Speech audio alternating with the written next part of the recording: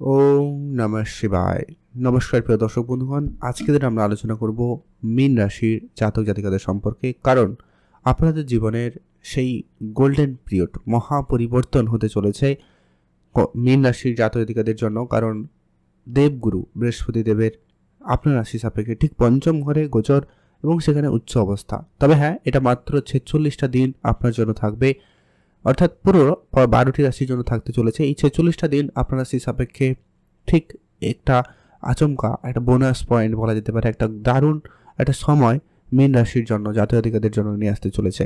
আর এই যে পঞ্চম ঘরে বৃহস্পতিদেবের উপস্থিতি, এইখানে যে উপস্থিতটা অত্যন্ত প্রভাবশালী, যেটা কিন্তু আর অন্য কারোর জন্য নয়, যেটা কিন্তু অবশ্যই আপনাদের জন্য শুধুমাত্র পজিটিভ এবং গুরুত্বপূর্ণ পরিবর্তন দেবে। কারণ তিনটা ত্রিকোণ রাশিতে কিন্তু তার দৃষ্টি থাকবে এবং নিজের উপস্থিতি থাকবে, যার কারণে কিন্তু অবশ্যই এর গুরুত্বপূর্ণ রেজাল্টটা কিন্তু মীন রাশির জাতক জাতিকারা পেতে চলেছেন। বেশ কিছু ক্ষেত্রে অত্যন্ত প্রবল এবং আনএক্সপেক্টেড কিছু ভালো রেজাল্ট আপনি কিন্তু পেতে চলেছেন।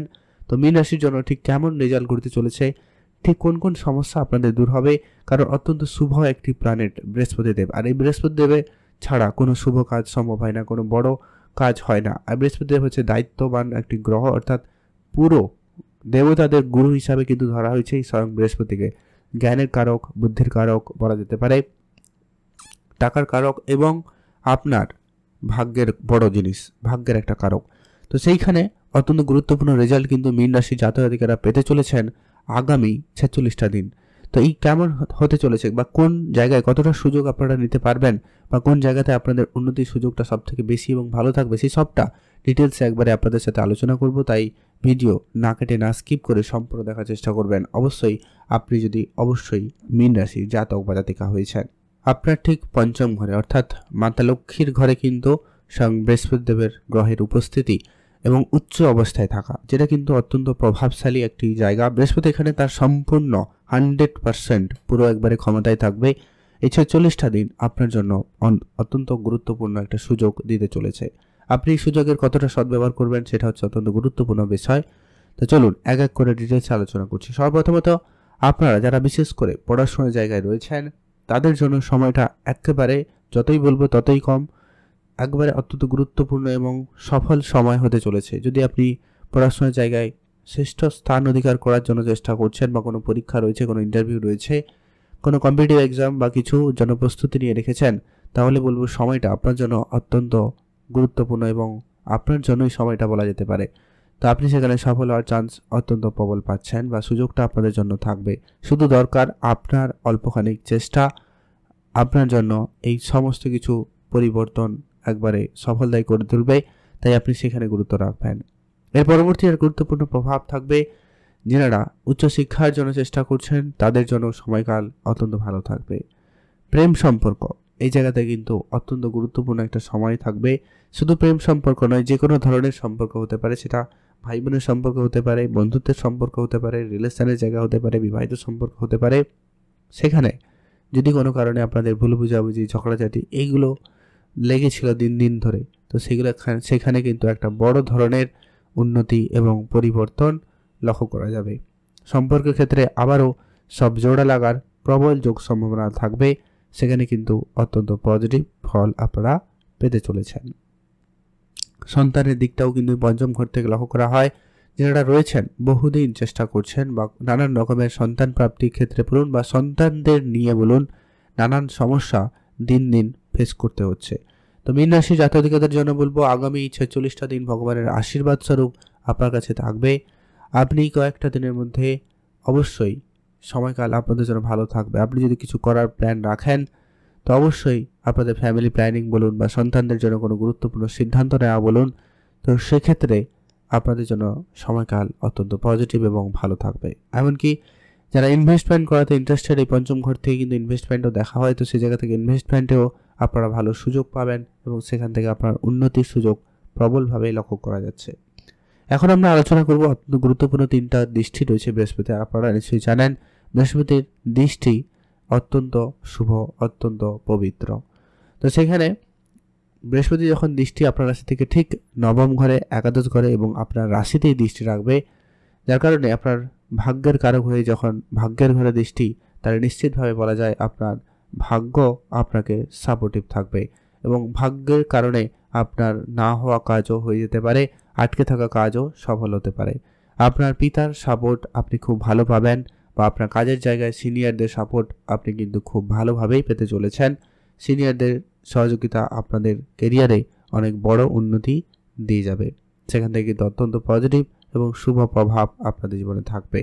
ধার্মিক ব্যাপারে আপনার মনোযোগ বাড়বে, ধার্মিক ক্ষেত্রে ধার্মিক কর্ম জায়গায় আপনি মনোনিবেশ করতে পারেন, সেখানে সময় কাটাতে পারেন, সেক্ষেত্রে কিন্তু আপনাদের জন্য সময়কাল অত্যন্ত ভালো থাকবে। আর আপনি অবশ্যই যেরকমই পরিস্থিতি হোক না কেন পূজা অর্চনায় মনোযোগী হন, ধর্মীয় ব্যাপারে অবশ্যই আপনারা সজাগ থাকুন এবং ধর্মীয় রীতি রিবাজ পালন করতে কিন্তু ভুলবেন না।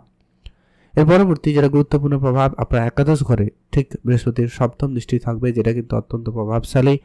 যেটাকে একাদশ ঘর হচ্ছে সাফল্যের ঘর, একাদশ ঘর হচ্ছে লাভের স্থানের ঘর, একাদশ ঘর হচ্ছে আপনার নাম যশস্বশালী, আপনাকে সুনামের জায়গাটা কিন্তু এই বৃহস্পতি দেব দিতে চলেছে।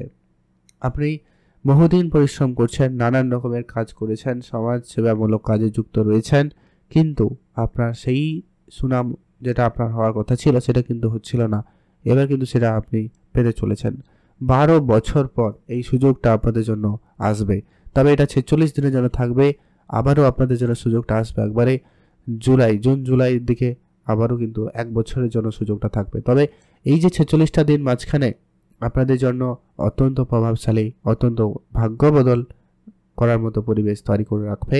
তার জন্য আপনারা নিজেদেরকে প্রস্তুত রাখুন। সমাজসেবামূলক কাজে যুক্ত হতে পারেন, রাজনীতির জায়গায় যুক্ত হতে পারেন, সেক্ষেত্রে কিন্তু আপনাদের জন্য সময়টা খুবই ভালো থাকবে।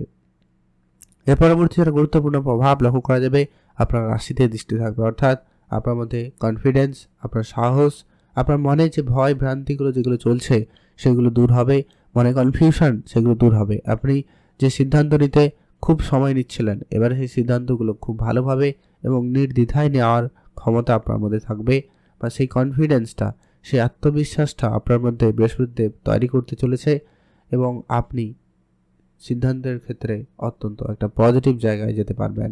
আপনার রাশিতে যদিও বা রাহুর উপস্থিতি, সপ্তমে কেতুর উপস্থিতি, যার কারণে আপনারা দাম্পত্য জীবনে নানান রকমের সমস্যা ফেস করে আসছেন বহুদিন ধরে, এবার সেখানে কিন্তু একটা বিরাম লাগবে এবং একটা বড় এবং ভালো পরিবর্তন আসবে। আপনার মধ্যে সেই যে বিচলিত ভাব দূর হবে, আপনার মানসিক চাপ বা টেনশনটা কম হবে এবং আপনার দাম্পত্যের জায়গাতে একটা ভালো এবং শুভ পরিবর্তন আসবে। একটা বিষয় বলবো, একটু আপনার জন্মছকে দেখে নেবেন রাহু কেতু প্লেসমেন্ট কেমন রয়েছে বা বৃহস্পতির প্লেসমেন্ট সেখানে কেমন, সঙ্গে সঙ্গে শনিদেবের প্লেসমেন্টটাও দেখে নেবেন।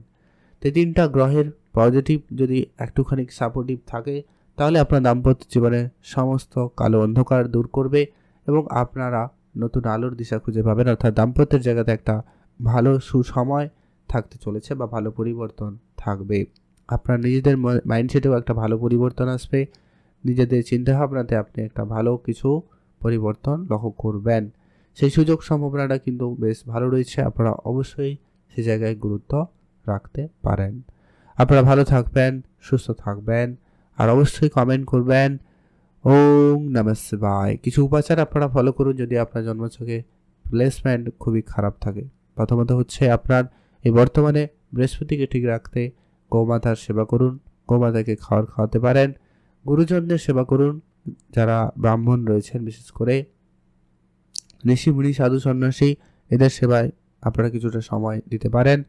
আর দান ধ্যানে তো অবশ্যই গুরুত্ব রাখবেন, তাহলে কিন্তু সময়কালে অনেক ভালো এবং শুভ পরিবর্তন আসবে, আপনারা অবশ্যই সেখানে গুরুত্ব রাখবেন। আর যদি শনিদেবের প্রভাব খারাপ রয়েছে, শনিদেবের পুজো করুন। রাহু খারাপ রয়েছে, তাহলে অবশ্যই পাখিদের বেশি করে খাওয়াবেন। আর যারা নিচু লেভেলে কাজ করছে তাদেরকে অবশ্যই কিছু না কিছু দিয়ে সহায়তা করুন, তাদের সম্মান করে চলুন, এতে কিন্তু অবশ্যই ভালো ফল পাবেন। ভালো থাকবেন, সুস্থ থাকবেন। যারা অবশ্যই মীন রাশির জাতক জাতিকা রয়েছেন, কমেন্ট করুন অবশ্যই ওম নমঃ শিবায়।